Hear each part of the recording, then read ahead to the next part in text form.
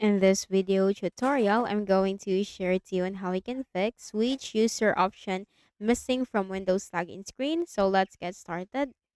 So you have to press Windows key and letter R button together to open the run window and simply type regedit or regedit and then you have to click on OK.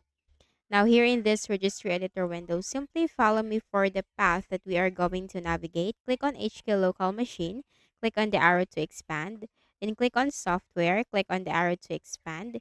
Now here we have to scroll down and click on Microsoft, click on the arrow to expand. Then here we have to look for Windows. Okay. Windows, click on that, click on the arrow to expand. Then here we have to look for the current version. Click on the arrow to expand. Then look for policies. Okay, so we have to scroll down again. And then here it is, policies. Click on the arrow to expand. And here you'll find system.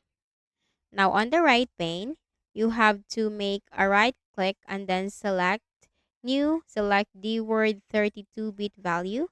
And you have to name this capital H, small IDE, hide, no space, capital letter F, small AST, fast, capital letter U, small SER, hide fast user, capital letter S, switching. Okay, the same thing as what you can see on the screen. Hide fast user switching, no spaces in between, double click, and then make sure the value data is 0 and it is in a hexadecimal base. Click on OK and then close the registry editor window.